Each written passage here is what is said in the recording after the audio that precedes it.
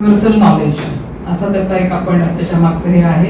आणि ते विद्यापीठ सुरू करताना मुळामध्ये आपल्याला माहिती आहे की सोलापूर सारखं शहर जे आहे किंवा तो भाग सगळा हा दुष्काळासाठी जास्त आपल्याला माहिती आहे की तिथे पाण्याचे अनेक प्रश्न आहेत अनेक वर्षांपासून. पण आता विथ चेंजिंग एन्व्हायरमेंट मागच्या 3-4 वर्षात आम्ही बघतोय की सोलापूरमध्ये पण पूर येतोय. मागच्या वर्षी आपण पाहिलं तर हे सगळे क्लायमेट चेंजेसचे जे काही चॅलेंजेस आहेत तर हे विद्यापीठ सुरू करतानाच मुळात भावना आमची हीच होती की आपल्याला अशा पद्धतीने तिथे काही अभ्यासक्रम सुरू करण्याचा एक मानस आहे की तिथल्या लोकल रिजन मधल्या पाण्याचे चॅलेंजेस असतील किंवा याचा अभ्यासही तिथे व्हावा. खरं म्हणजे प्रपोजल जेव्हा दिलं होतं मी महाराष्ट्र गव्हर्नमेंटला तेव्हा आम्ही वॉटर युनिव्हर्सिटीच्याच ह्यांनी प्रपोजल दिलं होतं. पण तशी आपल्या कायद्यामध्ये सुविधा नसल्यामुळे आपण एक नॉर्मल विद्यापीठ सुरू करून आपल्याला तिथे त्याच्याशी वॉटर रिलेटेड रिसर्च करण्याचा एक मानस आहे. आता सुरुवात करताना आपण इंजिनिअरिंग असेल मॅनेजमेंट असेल डिझाईन असेल हे नॉर्मल प्रोग्राम्स फार्मसी सारखे प्रोग्राम्सच सुरू केलेले आहेत.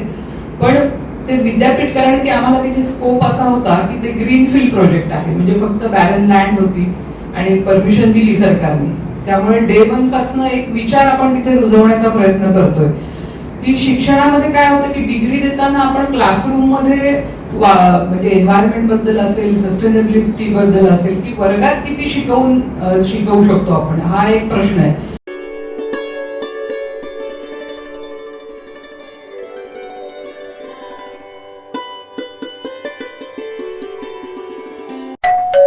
अहो उठा ना, ऑफिसला नाही का जायचं? अगं मला आज फ्रेशच वाटत नाही, काही करायची इच्छाच नाही. अहो मग तुम्ही आजपासूनच न्यू युनायटेड फार्मसीचे गुड मॉर्निंग चूर्ण घेणं सुरू करा. अपचन, मलावरोध, बद्धकोष्ठ, आम्लपित्त आणि पोटाच्या तक्रारींवर खात्रीशीर आयुर्वेदिक उपाय. गुड मॉर्निंग चूर्ण. 35 वर्षांपासून सगळ्यांच्या पसंतीचे गुड मॉर्निंग चूर्ण औषधांच्या प्रत्येक दुकानात मिळते.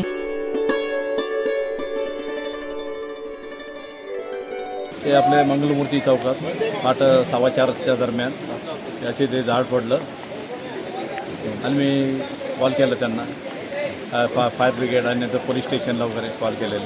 ते आले ते वेळेवरती नंतर आले. ह्या दुर्घटनेमध्ये काय काय आहे तुम्ही ते भरपूर ठिकाणी गाड्याचं बरोबर नुकसान झालेलं आहे. दुकानाच्या भारतीय शेड्स वगैरे पडलेले आहेत.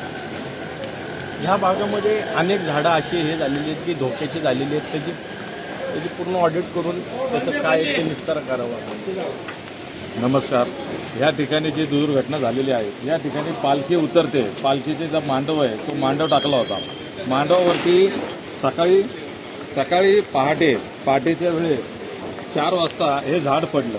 जर हे 7-8च्या दरम्यान पडलं असतं तर या ठिकाणी खूप नागरिक असतात. त्या नागरिकचे जीवितहानी झाली असती. मी ह्या माध्यमातून सांगतो की पुणे महानगरपालिकेने वारकरी येणारे म्हणून सगळीकडे मांडव टाकलेले आहेत. पण पाऊस जे आता 1-2 दिवस झालं पाऊस खूप मोठ्या प्रमाणामध्ये हळूहळू सुरू झालेला आहे. त्याच्यामुळे महानगरपालिकेला विनंती करतो की त्यांनी सगळ्या झाडांचं ऑडिट करून त्या ठिकाणी जे वृक्ष पडण्यासारखे आहेत ते काढावेत आणि ज्या वृक्षांचा विस्तार खूप वाढलेला आहे त्याची फांद्या कट कराव्या हे अशी मी महानगरपालिकेला सांगतो. आणि जी जीवितहानी होणार आहे त्याच्यापासून नागरिकांना वाचवावं असं मी या ठिकाणी आवाहन करतो.